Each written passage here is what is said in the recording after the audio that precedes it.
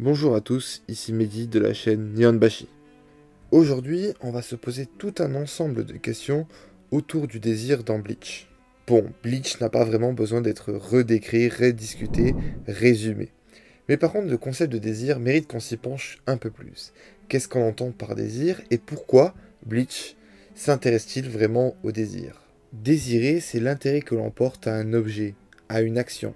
Le désir, c'est un concept qui a suscité toute une multitude d'intérêts scientifiques, philosophiques, psychiatriques, voire même sociologiques. On peut citer alors l'ascétisme, qui vise dans la restriction des désirs, ou aussi Lacan, Freud, voire même Spinoza, avec le conatus qui évoque cette force issue du désir de préservation. On peut citer aussi Rousseau qui voit un désir construit dans le social.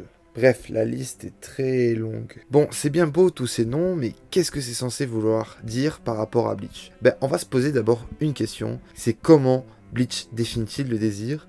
Et a fortiori, comment se crée-t-il chez Ichigo? Avant de parler de traumatisme, un trope majeur dans le récit initiatique, il faut développer un autre concept, l'étranger. Je parle d'étranger plutôt que d'abord du traumatisme, car il n'intervient pas de manière obligatoire tout de suite. Rukia intervient avant l'apparition du holo, qui est l'objet traumatique chez Ichigo.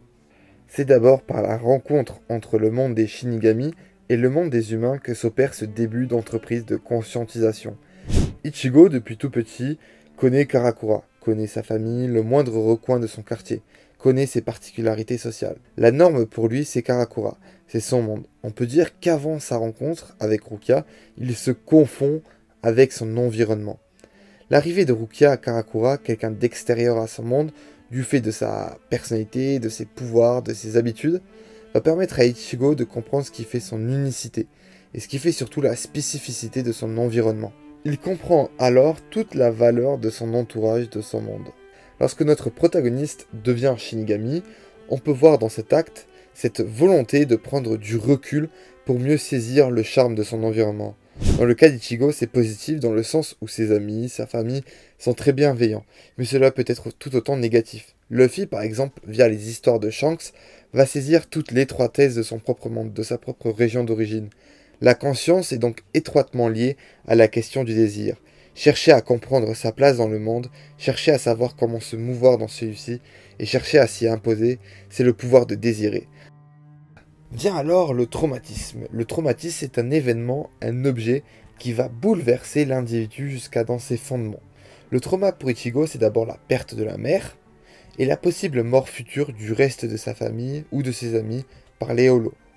Il est objet d'angoisse, de tristesse, de malheur. Il est vecteur de la psyché du personnage dans le sens où le désir d'Ichigo va être mobilisé autour de ce trauma originel.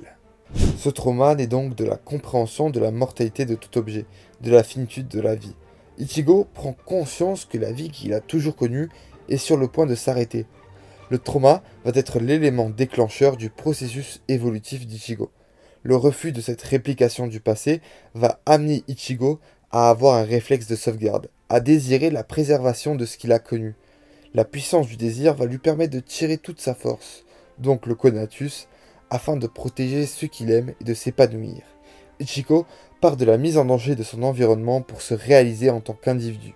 Le désir intervient afin de dépasser cette peur pour se transformer en une force motrice, protéger les siens coûte que coûte. Le désir ne se définit pas seulement par la force qu'il génère, mais il est le lieu aussi d'interrogations plus ou moins personnelles. Que doit-on désirer? Doit-on contrôler ou le laisser nous envahir? Comment le cadrer? Le défi se situe donc dans la représentation de ces cadres. Il faut bien le dire, mais Bleach répond et revoit la question du désir dans un tout autre angle, la société. Déjà, le désir est quelque chose qui peut accaparer tout l'espace physique. Il peut être à l'origine de contraintes ou d'abus. Pour pouvoir vivre en société, au sein d'un collectif, il est donc important de dicter un cadre autour de la question du désir. Ce cadre, il se base sur des lois. C'est le cas de la Soul Society. Alors déjà, décrivons les structures de pouvoir au sein de cette sorte de ville. La Soul Society se divise en deux.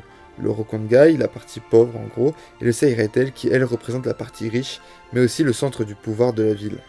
Visuellement, le Seiretel est quand même pas très beau. Entre les murs et les bâtiments, tous se ressemblant et s'étalant à perte de vue, avec un espace hyper restreint quasi clos, on est d'un point de vue uniquement visuel dans une société qui a l'air hyper codifiée. qui laisse peu de place à l'individualité.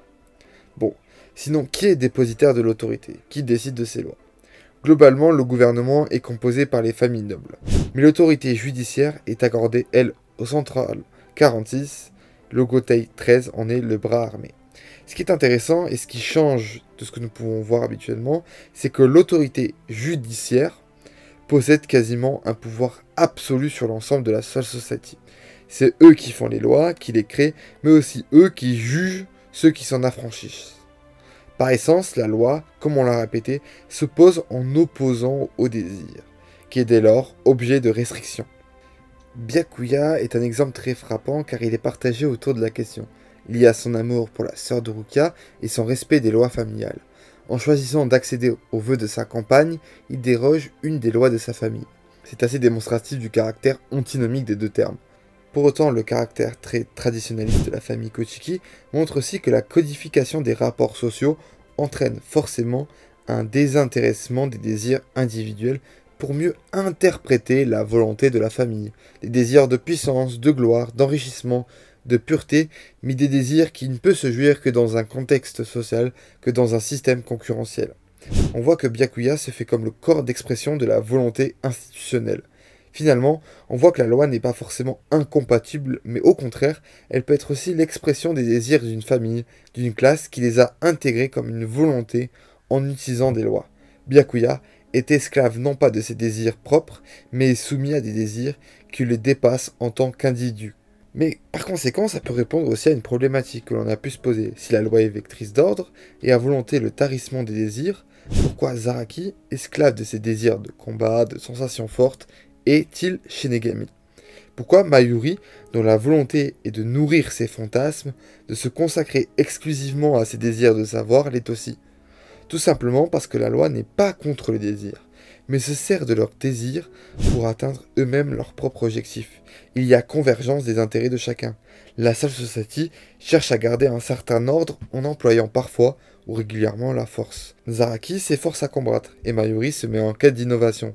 La Soul Society donne le terrain pour Zaraki afin qu'ils combattent dans leur intérêt et investissent dans les recherches de Mayuri pour améliorer leur équipement, leur puissance militaire. On voit que le désir dans la Society n'est pas objet de restriction tant qu'il rejoint les intérêts des institutions. Face à une société où les aspirations des institutions se posent en tant qu'absolues, le Wekumundo est radicalement opposé dans sa structure du désir. Concernant cet arc, je vous renvoie au fantastique travail de Yacine sur les espadas qui sera largement plus complet que ce que je vais décrire. Au contraire des rues et des murs quasi étouffants, on observe un désert de sable à perte de vue, mais étonnamment vide. Aucune structure physique. Sur ces plaines de sable, des holos marchent, se battent, errent en quête d'évolution. C'est un retour de l'homme à l'état de nature, d'où aussi le physique très animalier des Arrancars. Là, on est sur ce qu'on peut appeler le darwinisme social, la survie du plus fort, la sélection naturelle. Ça permet d'envisager les rapports sociaux entre les holos comme avant tout un rapport de conflit.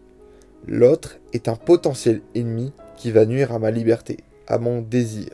Ici se joignent des désirs d'évolution, de force, mais aussi des désirs de sauvegarde. D'autant que ces personnages sont des êtres qui ne se définissent que par leur désir. Alors pourquoi ce désir est-il si important dans leur psyché? À première vue, on pourrait dire que ce désir répond à un manque matérialisé par le trou qu'ils possèdent tous.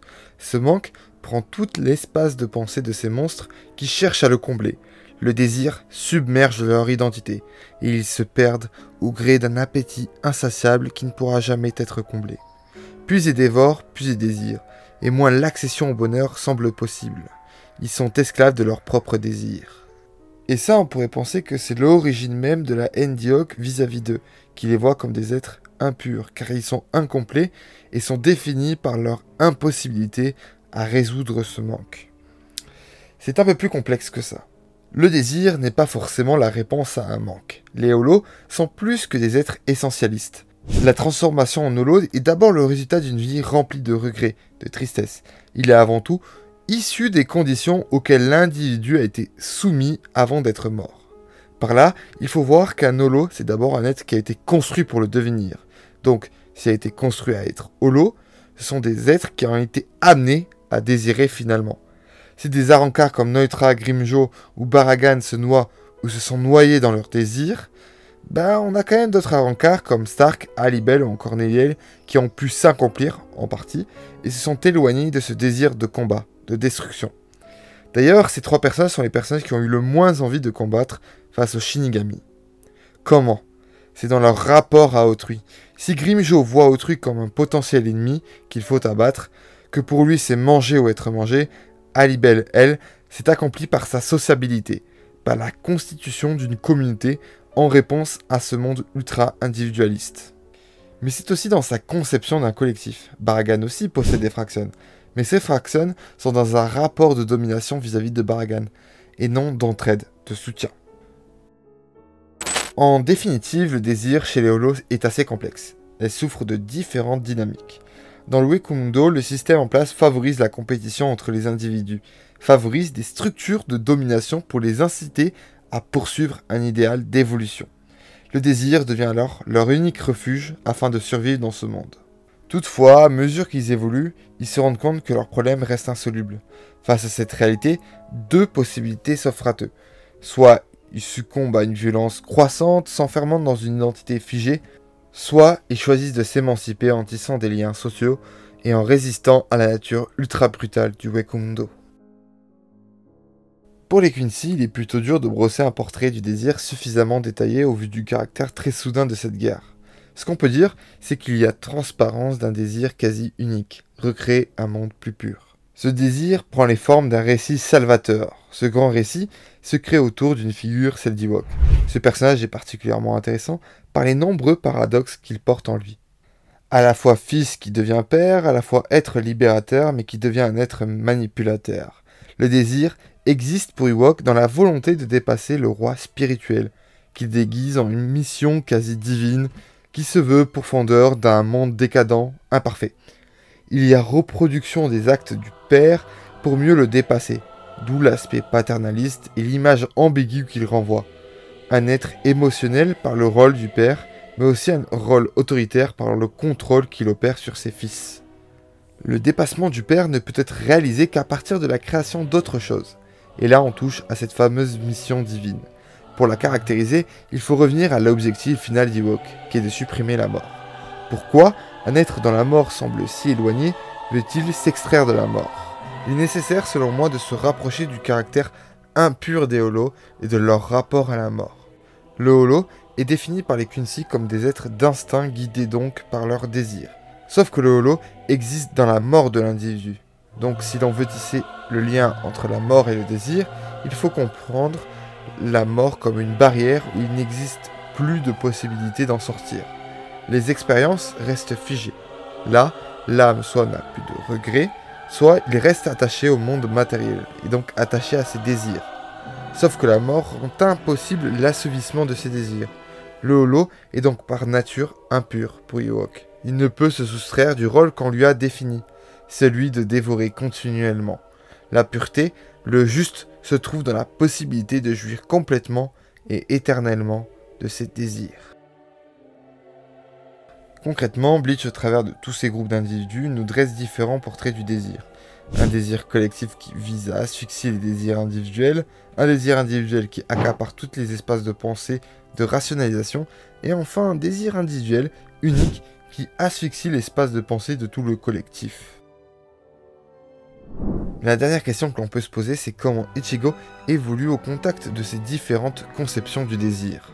Si Ichigo est un personnage remarquable, c'est parce que tous ces groupes dont on a parlé, Ichigo s'en trouve être au carrefour de ces différentes identités. Humains, Shinigami, Holo et Quincy. Il se retrouve tour à tour le lieu de l'expression des désirs exclusifs à chacune de ces identités. Encore plus intéressant, c'est que par l'expression de ces identités, il se fait successivement dominer par ceux-ci. Son corps devient un objet, un moyen d'expression.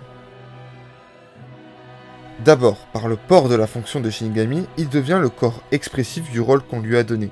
C'est-à-dire, il se doit de purifier les Holos, d'aider à envoyer à la Soul Society les défunts.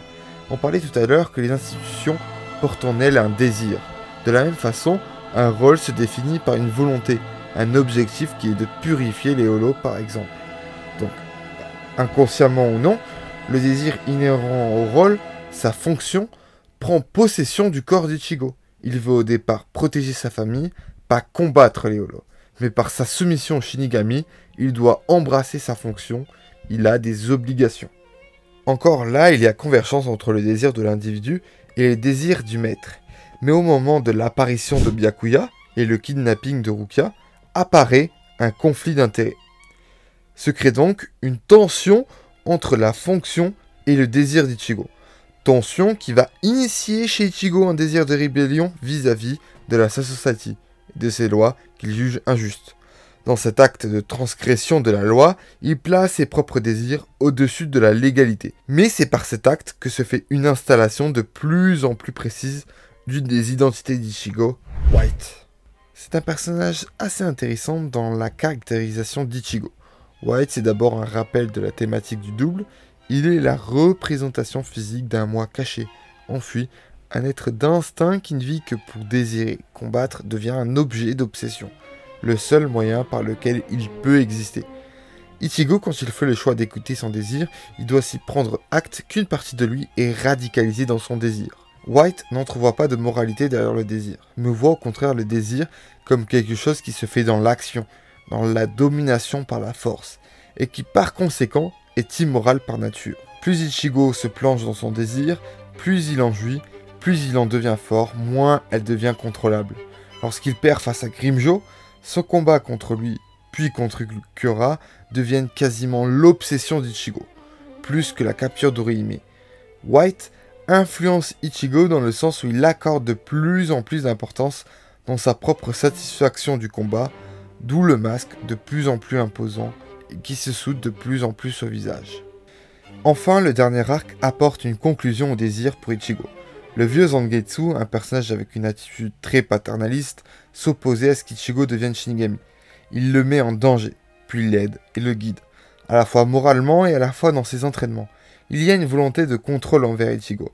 À travers cette expérience d'asservissement, Ichigo réalise que le désir n'est pas nécessairement synonyme d'affranchissement, qu'elle-même inconsciemment peut être guidée de sorte à ce qu'Ichigo n'ait pas accès à la vérité. Pour véritablement s'émanciper, il faut dès lors comprendre ces mécanismes qui régissent le personnage d'Ichigo, comprendre les structures identitaires qui vivent en lui, à travers lui, ne pas seulement les concevoir comme un mélange hétérogène, mais au contraire comme une couche homogène tout le temps en tension l'une de l'autre.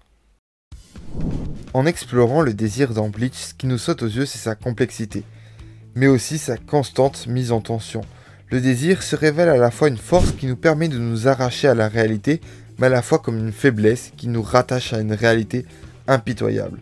Capable d'émanciper, elle peut s'en retrouver aliénante en obscurcissant nos propres jugements. Elle peut amener du bonheur, comme elle peut nous guider en enfer. Cependant, limiter le désir à son produit ne rend pas justice à sa conflictualité dans son propre acheminement. Le désir est lieu de friction interne. Le sujet se compose ainsi d'une multitude de facettes qui s'entrechoquent. Le désir devient partie prenante des dilemmes moraux auxquels est soumis le sujet. Cette conflictualité se retrouve aussi dans le dialogue du sujet avec autrui. Il peut exister une concurrence, une dissension entre ses intérêts avec les intérêts d'autrui. Cette situation peut contribuer à l'apparition d'un contexte de violence. Le désir, c'est enfin le lieu d'un conflit entre le sujet et le monde, dans le sens où nos désirs se trouvent en contradiction avec les structures de pouvoir et les normes sociales. Merci de m'avoir écouté, j'espère que ça vous a plu et je vous dis au revoir pour une nouvelle vidéo.